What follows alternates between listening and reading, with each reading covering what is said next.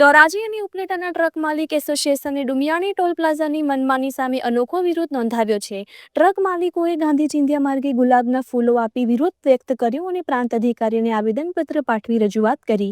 ટ્રાન્સપોર્ટરોનો આક્ષેપ છે કે ડુમિયાણી NH27 ટોલ બૂથ પર ખરાબ સેન્સરના કારણે ઓવરલોડના નામે કોમર્શિયલ વાહન ચાલકો પાસેથી ગેરકાયદે વધુ ટોલ વસૂલવામાં આવે છે।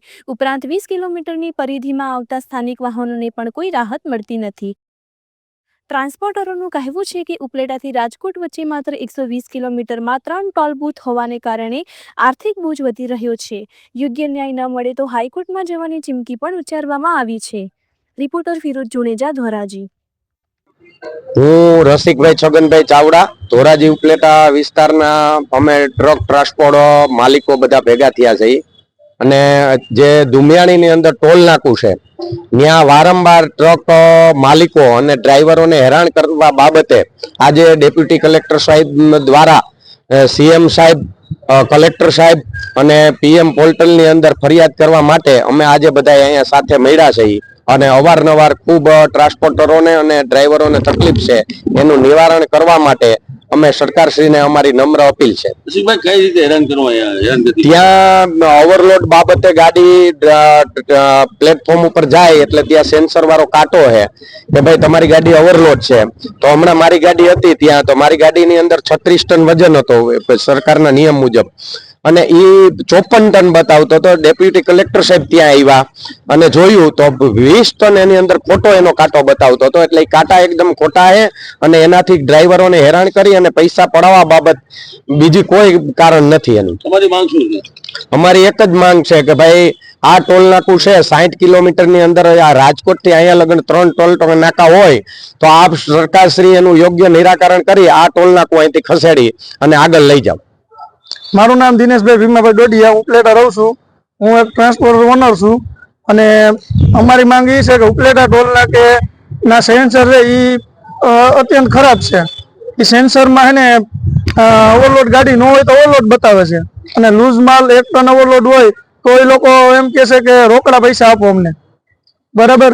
અને ત્યાંના લોકલ જે કોઈ છે એના માણસો રાખેલા ઉપલેટા ટોલ નાકે એ લોકો અમને એવી ધમકી આપે છે કે કાં તમે ગાડી વેચી નાખો અને કાં પછી તમે કે ટોલ નાકે આવતા નહીં ક્યારેય, કે આ રસ્તો ન લેતા બીજો રસ્તો લઈ લ્યો, બરાબર। અમે કે અહીંથી તમારી ગાડી નીકળવા નહીં દે એવી અમને ધમકીઓ આપે છે। શું કહેશો તમારા માણસોની, કંડક્ટરની રોજી આના ઉપર છે ને વારંવાર હેરાનગતિ કરતા શું કહેશો તમે? અમારા માણસોની, અમારા ડ્રાઈવર ક્લિન્ડરની રોજી માથે છે અને એના હિસાબે અમને એટલો ત્રાસ થાય છે કે અમારે વાહન હાંકવા કે ન હાંકવા આની માથે જ અમારું બધું છે। અમારી ગાડીનો હપ્તા ચડે છે। 1 મહિનો દિવસ તો અમે ગાડી બંધ રાખી હતી, હવે અમે માંડ કરીને ચાલુ કરી છે અત્યારે। શું કહેશો બીજા ટોલ નાકા ઉપર આ કાયદો લાગુ નથી હોય, આમાં જ કેમ ભરે? અને પીઠેરિયા ટોલ ટેક્સ, ભરૂડી ટોલ ટેક્સ અને આમ કોઈ બીજા ટોલ નાકે આવો કોઈ કાયદો છે નહીં, આ એક જ ટોલ નાકે આવો કાયદો છે। શું માંગ શું છે તમારી? અમારી માંગ એ છે કે હે ને ઉપલેટા ટોલ નાકું હટવું જોઈએ, કેમ કે રાજકોટ થી ઉપલેટા લગન ના વિસ્તારમાં 3 ટોલ નાકા આવે છે। ઉપલેટા ટોલ નાકું હટવું જોઈએ। હું રામભાઈ લક્ષ્મણભાઈ ડોવ, હું ઉપલેટા રહું છું અને ગાડી ઓનર છું।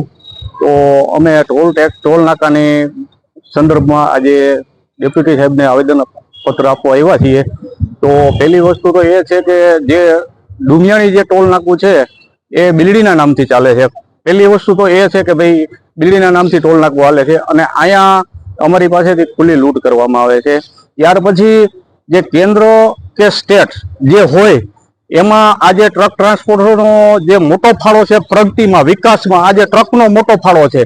તો આ લોકોને, જે ટ્રકના માલિકોને, ક્લિન્ડરને, ડ્રાઈવરને, પછી હોટલ, રોડ ઉપર અનેક માણસોના જે વ્યવસાય છે, ધંધા છે, ટ્રકો ઉપર ચાલે છે અને ટ્રકનો મોટો ફાળો હોય તો અમે આજે ડેપ્યુટી સાહેબને આવેદન આપવા આવ્યા છીએ કે સાહેબ જો આવી રીતે જો ગુજરાતના વિકાસમાં ટ્રકનો ફાળો મોટો છે અને ટ્રકના માલિકોને હેરાનગતિ સહન કરવી પડતી હોય આવી મંદીમાં, તો પછી આનું અમારે કંઈક નિરાકરણ સાહેબ તમે આપો એવી ભલામણને રજૂઆત કરવા માટે અમે આવ્યા છીએ।